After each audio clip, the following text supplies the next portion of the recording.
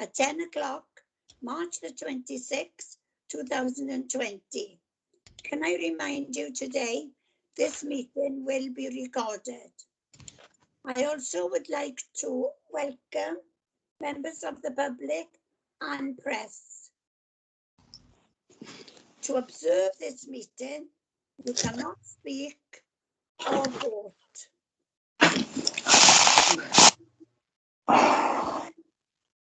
Can I please remind you all to switch your phones to silent for the duration of this meeting?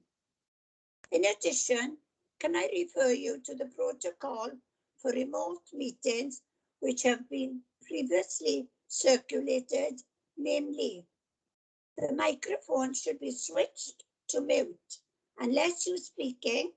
The Democratic Service Officer will take the roll call at the start of this meeting of all members and officers. Should you wish to ask a question or make a comment, can you please indicate either via your chat function or by raising your electronic hand via Teams.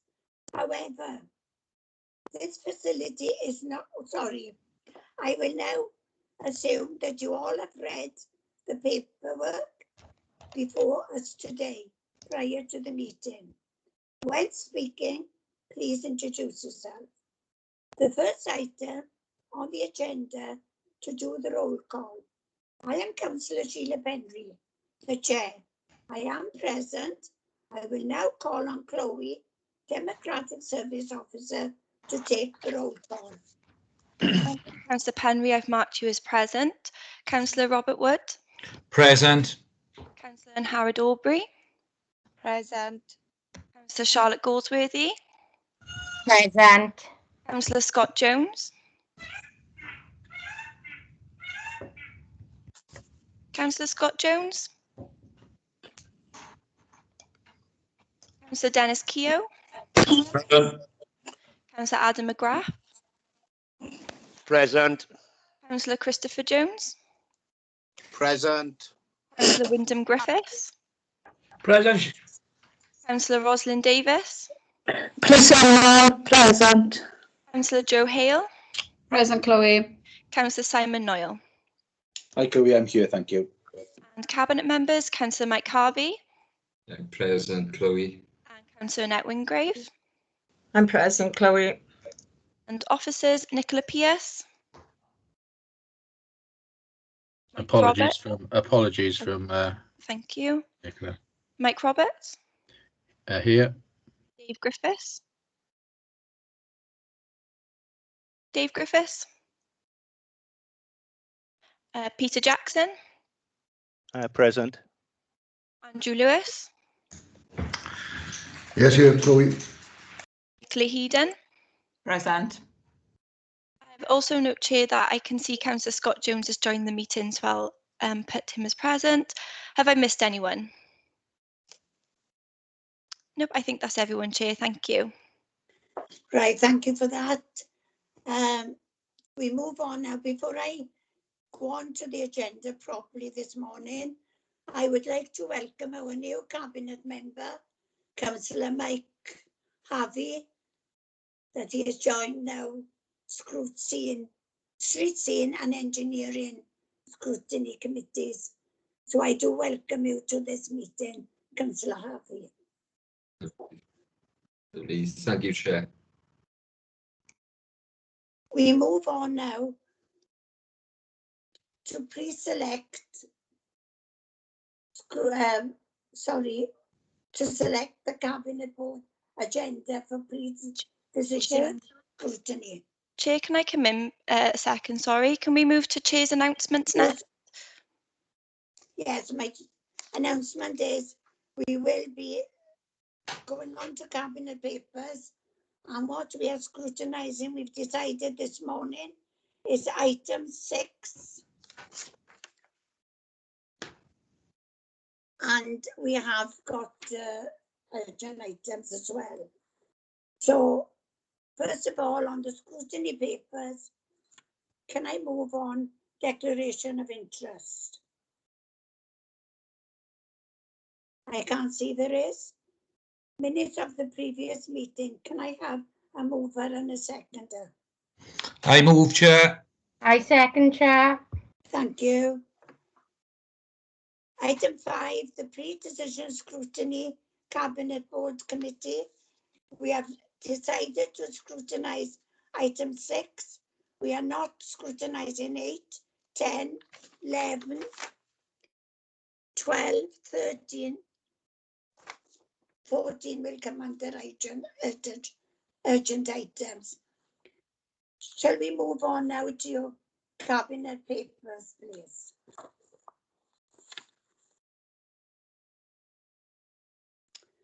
And the first item 6 is Arboricultural Management Plan, pages 9 to 14.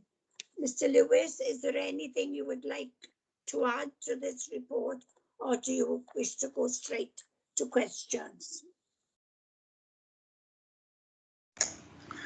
Hi, this is an update. We brought two of these previously to members over the years. This one now has been updated to bring it up in line. We've added items in there along the ash dieback and a few other bits just to bring it up to date. Right. Shall we now? We'll go on to questions. I have got people that wish to ask questions. Charlotte, I bring you in. Thanks, Chair. It's just a simple one, really. It is on page 19 where it, as councillors, we have, as you know, a lot of questions from the public in regards to trees, like shadowing and things like that. So in this report now, it's got where utility companies can obviously cut back around the cables, etc. Yeah, trees, and obviously cost to themselves. So the other one has got the interference with satellite TV and TV reception. So if obviously there was a street or an area that obviously doesn't get, especially now with everyone working from home and broadband, etc., would obviously them, like say Virgin or someone like that, could they then cut back them trees if so wished? No, they don't have the same statutory powers there as for overhead. It's mainly for overhead cables that those statutory powers are in place to protect the structure of the cables. Right, if I can come back, Chair. No, Yes, what obviously then is like if street then can't get any sort of broadband or anything like that now, and obviously the working from home element, nothing then can be done then, is it? If obviously it's caused by trees or things like that.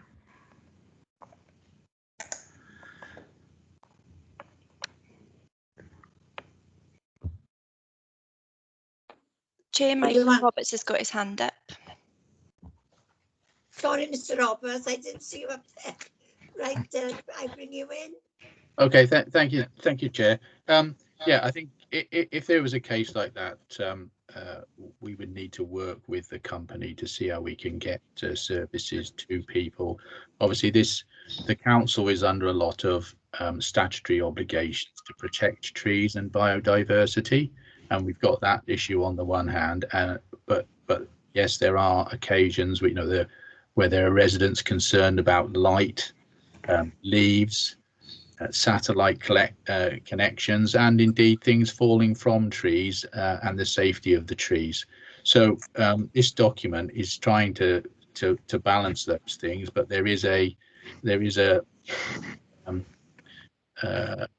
not a preference, but it leans towards the protection of the trees as it must do under the statutory duties that we're under as a local authority to protect biodiversity in trees. So in that circumstance, and under this policy, the council would not be cutting down trees in order to improve a satellite signal, but that doesn't mean that we couldn't work with, if there's, as you say, people rely on connectivity even more so now than ever, and there's nothing to say we can't, as a local authority and as a highway authority, work with service providers to see how they can deliver services to people, whether that's by cable or some other means. Thank Thank you you. for that, Mr. Roberts. Do you want to come back, Charlotte? No, that's great. That's a great answer. Thank you, Mike. Right. I've got Councillor Hale that wanted to ask a question. Yes, thanks, Chair. I'd just like to ask a question about root systems. It's on page 20. In certain areas, the roots of the trees have taken up the pavements, and some of them are impassable, especially if somebody's in a wheelchair. How do we, get past this, and how do we solve it then? Yes, we do get occasions where we get roots affecting the highway. When they get reported to us, we do inspect them, and if necessary, we do sort of cut that area of tarmac away, carry out what we call root pruning, and then relay the tarmac back down. That isn't always possible, but that's what we aim to do, which again retains the tree and retains the highway in a workable condition as well. Thanks, Andrew. Any? Scott Jones, Chair. Thank you, Chair. I only wanted to add on what Councillor Galsworthy has referred to. I mean, taking into account, first and foremost, appreciate that this report is an update report from previous reports. And listening to what Mr. Lewis have said, that providers don't have a statutory powers in terms of loss of TV signal. In addition to what Mr. Roberts have said, that there is a clear legal obligation to protect an element of trees within the county borough. I mean, I think this is a big issue across the county borough. I mean, here, even in the Avon Valley, I've received, numerous complaints over time, with trees on land that's owned by us as an authority. Now, the difficulty that I see in it is, whilst I welcome what Mr. Roberts have said about working with providers and partner agencies, ultimately, someone will have to take the responsibility. And in this case, if we've got trees on our own council land owned by estates, it's going to be quite difficult to ask providers, or partner agencies, to take responsibility, knowingly that an element of trees are on land within, our own authority. Would you like to come back on that either, Mr. Roberts or Mr. Lewis?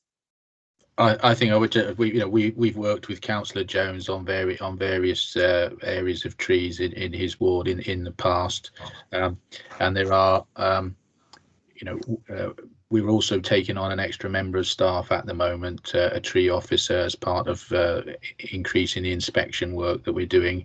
That is associated with the Kalara ash dieback, but that person will also have a broader remit to look at all the trees. So we're increasing our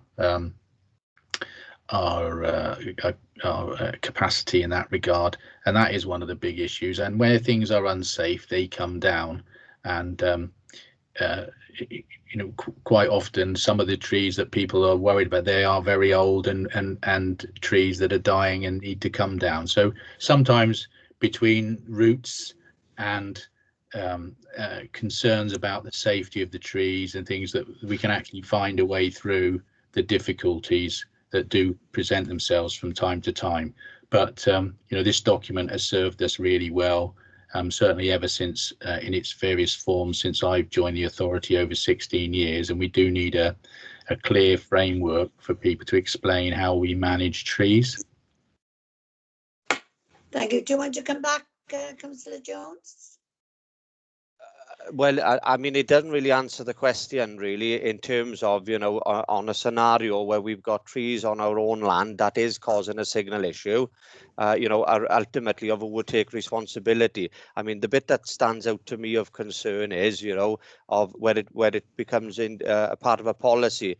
But because the latter bit of the signal issue clearly states the authority will not carry out works to trees where there's a claim of trees affecting such reception, So that's what my concern is. I think that needs to be looked at further down the line.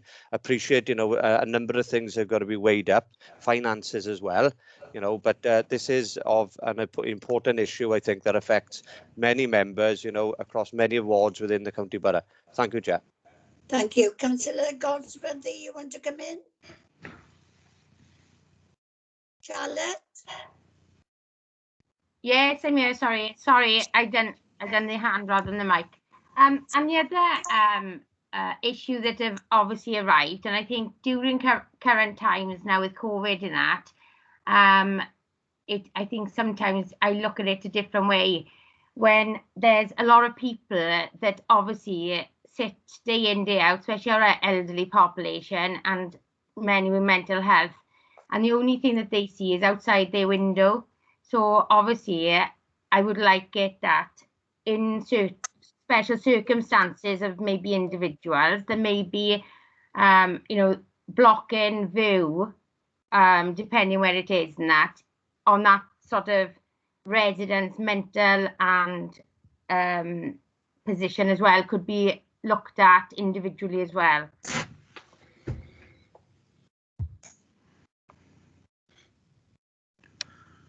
Does anybody wish Mr. Roberts or Mr. Lewis? Yeah, Or would you rather see the cabinet? Would you rather see the councillor to come and see you out of this meeting? Yeah, I think if you look at the document, as has been said before, it's we do have duty to protect the trees. Throughout the document, we say it is guidance. We're not saying that is exactly what we will do in every case. That is the guidance. So that's our starting point. If there are mitigating circumstances, we will look at it, and we are allowed to deviate from that because that is our starting point. It is guidance. It's not. We're not saying this is exactly what we're going to do in every occasion. Yeah, thank you, Andrew. That's great. Thank you. Is there any other questions for the officers on this? Councillor McGrath, you got your hand up. Yes, thank you, Chair. I just like to ask, can you call? I can't hear you. I do apologise, my mic was above my head. Excuse me. Obviously, I know we're not discussing on basic wards, but in my ward I represent, I get a lot of calls regarding trees that are overhanging on properties, which I've looked into in a big way, but the trees that are hanging over properties are owned by the land is owned by somebody else, not the authority. And to get that sorted out has been a nightmare. I'm still fighting for residents of my ward to have these trees taken away or cut back. And even though I have rung the authority on it, I did speak to them on it, but obviously I'm not getting nowhere on it. So I don't know where to turn next. Sorry, Councillor McGrath. I think this would be better for you to have a word with the cabinet member and an officer outside this, because you're on for answers. I don't know if Mr. Roberts would like to come back or Mr. Lewis on this. No, I'm sure Andrew would be happy to sit down with Councillor McGrath and look at the specific issue and to see what we can do in terms of one of the things with the new tree officer that we're about to appoint is to look at the cases of trees in particular where they're on private land and not on highway authority land, where we need to follow up with that action with those landowners where there are concerns about the highway and other places. So that may well be something for that new officer to look at. Right, is there anybody else who would like to ask a question? Can I come back in, Chair? Yes, please, if you don't mind. Yeah, thanks, Mr. Roberts. I understand your point of view on that one, but I think the landowner has passed away, who owns the land. So this is where I'm getting stuck on, if you know what I mean. Okay, so it's still vested in the estate at the moment, I'm assuming. Mr. McGrath, Councillor McGrath, can you answer? I think it is. Yeah, I think, yeah, you may be right, but obviously it's just basically, I'm just getting phone calls off on a weekly basis on this one, and it's just basically not going anywhere with me. Do you know what I mean? Okay, well, I'm sure Andrew will be happy to go through the individual case with you. Okay, thank you, Mr. Roberts. Thank you very much. Thank you, Chair. Is it Councillor Jones wants to come in? Councillor Hale. Oh, sorry, Councillor Hale.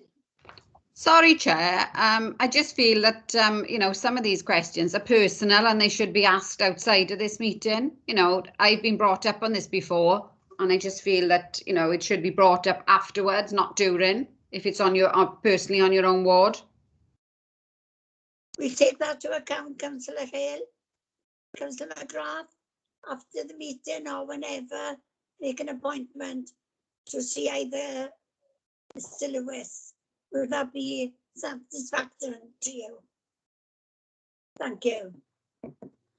Right, we move on. I can't see that there's any more questions. So we move on now to the recommendation on page 11. Can I have somebody to propose that we approve this recommendation to go to cabinet? Can I have a seconder? I'll second. Thank you ever so much, both. Item 7, we are not scrutinising item 7, but the recommendation, the committee is happy for it to go to cabinet. Item 8, 9, 10, 11, 12, 13, the committee is happy for the recommendation to go to cabinet. We move on to item 14, urgent items. I have 2 urgent items, and I think, is it Mr. Griff, page, agenda 16, page 125. Is it Mr. Griffiths or you, Mr. Roberts? That's mine. That'll be mine, Chair. Sorry, Right. can I come in 1 second? The agent items is the supplementary document, which is the South West and Mid Wales Regional Civil Engineering Services Framework. I believe there was questions on that particular report. Yes, I have brought that. Now I'm handing it to Mr. Griffiths now. Just by way of introduction on the subject matter, this is the 3rd iteration of the South West Wales civil engineering framework. It was introduced originally with just 4 authorities, but that's been expanded to include Ceredigion as well at their request. And is essentially intended for a range of civil engineering projects, tend to be of a larger scale, and were introduced really to comply with both European and Welsh government conditions around grant awards, which would speed our process because you would have had preferred consultants that have been through a wide procurement exercise. It also gives our council and my colleagues across the region some flexibility in terms of consultancy provision also. So yeah, this is, as I say, the 3rd iteration of the project. You can do direct awards, but in most occasions we will run mini competitions amongst those preferred consultants that are now proposed for this next range of frameworks. So I'm happy to take any questions from members. Just one thing to add, which hasn't been in previous contracts. We have obviously tried to build capacity, and we are including an element about training for apprentices and professionals that can either work with the civil engineering firms and or our consultants when we have that framework in place. So it means that young people will have an opportunity to even move between different contractors to get the necessary skills and qualifications, and we're linked in with our local technical colleges right across the region in that regard, across the various disciplines. So that was a very positive outcome of this arrangement. So that's all I wanted to mention. So I'm happy to take questions, Chair. Thank you for that, Mr. Griffiths. Councillor Goldsworthy. Charlotte, you wanted to ask a question? Yes. Right. In regards to obviously the framework itself, obviously there seems to be loads of framework for everything these days. So how effective do you think that the framework, obviously with the collaborative working, works for us as a council? You know, the benefits of, is it cost effective, or you know, anything else? Because obviously you say then that it's obviously at no cost to us, but obviously it's going to be a cost somewhere along the line. So whether or not it's going to be to that sort of middle sort of tier, or you know, and therefore it's not coming to us direct, what impacts does that? Because obviously then what you're seeing is that it's about local in a lot of the key points, and about local capacity, measuring local community benefits. So I understand a lot of these were all done on EU grant funding, Welsh Government grant funding, but what I'm seeing at the moment, the feeling across many directorates and the way public funding is done, there seems to be a very costly middle tier, and I'm just wondering, is there more benefits of it coming, the funds coming directly to them councils, and us having our own approved consultants list? Okay, so the funds, just to clarify then, the reason we introduced the frameworks, and actually I was involved in it back in 2010, and slightly earlier than that when I did the ones in the architectural consultancy as well. It was about streamlining the amount of time and resource that our technical staff have to do in preparing tenders each time. So there's a great deal of work involved in that tendering process, and particularly where you would then have to almost start each time again on a major project, notifying pins within the procurement legislation, and it's a very long and drawn out process. So by doing both an engineering framework and indeed a consultancy framework, that sort of reduced that time significantly. But moreover, because we worked across the region, instead of us having five people allocated to put in the arrangement in place, we would have our, perhaps by way of example, health and safety team involved with doing all the health and safety checks on it. Then I may have my own engineer looking at the technical elements. We'd have a cost quantity surveyor, perhaps from one of the other authorities, looking at the structure of the costings and the assessment criteria. And then we'd have, for example, one of the other authorities lead on the legal aspects of it. And then we do a joint procurement exercise. So it meant we were sharing the load across the four, now 5 authorities, as opposed to having to do all of that on ourselves. And it also gave it also gives consistency in terms of our procurement and management of the contracts to both consultants and contractors. they can see that once they're on the framework as well, that they would be sort of guaranteed to have a certain volume and value of work within the region.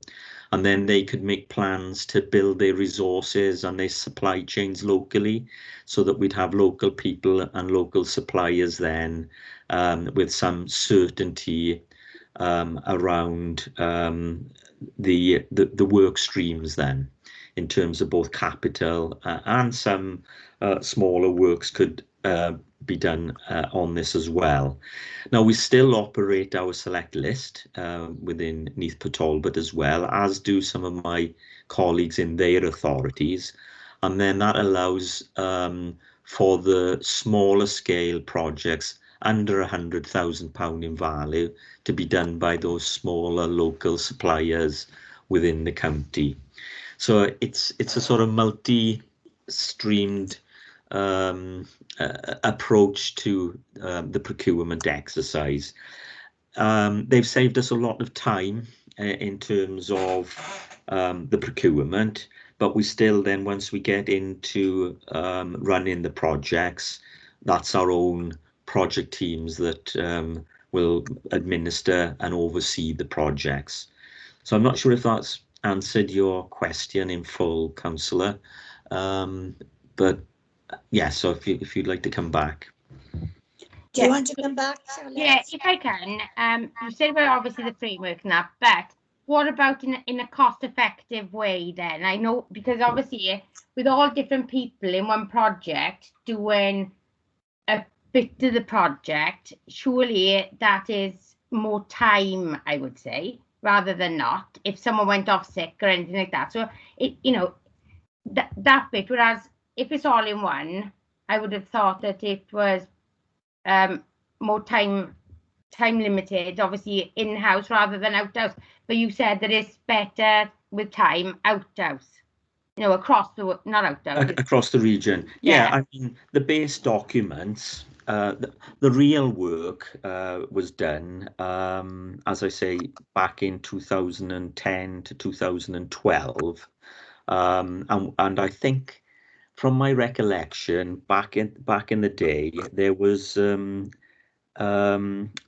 I forget the name of the grant award that was given, but there was money provided by the authorities, and I think it was the National Procurement Service at the time, where they were driving the initiative and to give resilience across the technical departments. And the base set of documents were done at that time.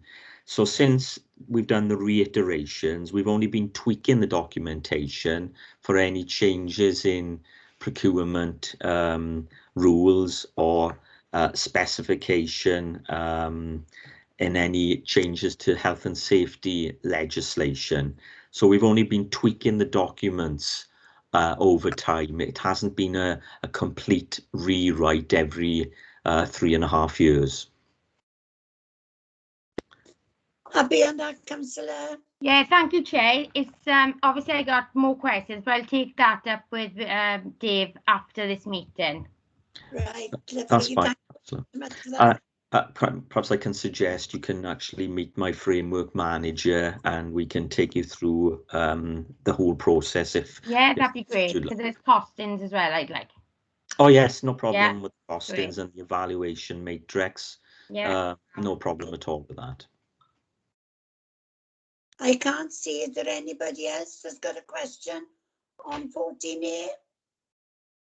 I can't see. Do you want to come back, Councillor? Yeah, sorry, it's just another question, that's all. I was looking at how long is the tender response rate at the moment? Because obviously you're saying about that being quicker, but is there legal requirements in that as well? Every project will be different. Generally, there's a minimum period of time that a contractor should be given to price the project. So they will vary, and it'll vary on, as you can imagine, the scale of a project. If it's 100,000 or if it's 70 million, you can imagine that there are staged approaches to some of these projects as well. So they will vary in terms of the period to tender. And then the other point was tendering has been affected over the last 12 months across the industry in construction, both engineering and property, as a result of the pandemic. So it's been more difficult for people to get their costings returned in a set period. So we have been required in some circumstances, and I think I've had to do it in 1 or 2 instances within the council where we've had to give all contractors some additional time because they were struggling to get their sub-suppliers costs within their bids. Thank you, Dave. And Chair, Dave has actually answered the final question I had on obviously how the tender process has been affected during COVID. Right, thank you ever so much for that. Thank We're you. on 14A, page 4, you can see the recommendation. Can I have somebody to move? I move, Chair. I'll second that. Lovely, thanks. As you know, under the urgent items, it's in 2 parts. It was 14A, and now we go on to 14B. Is there anything on the list approved contracts you want to add on that, Mr. Griffiths? Just to say, Chair, and my apologies to the board. This was a slight administrative error on our part. There was a cancellation of the board, and then it was reset, and for some reason it wasn't picked up within our administration team. It was ready in the files, but for some reason we missed it and it didn't get sent down to my colleagues in Democratic Services, because it would normally be a routine report that's considered by the Cabinet. So just to offer my apologies to the Scrutiny Committee and Cabinet. Thank you for that.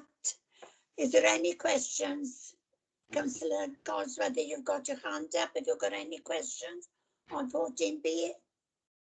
Sorry, it was a legacy. Is there anybody with any questions? I can't see any. You see the recommendation on page 13. Can I have somebody to move that we support this for Cabinet? I move, Chair. I second, Chair. Thank you ever so much for that. So that ends the meeting. We on private, we were not scrutinising that because we were quite happy for that to go to Cabinet this morning. So that ends my meeting this morning. I wish to thank all the officers for the attendance and the committee. Take care and keep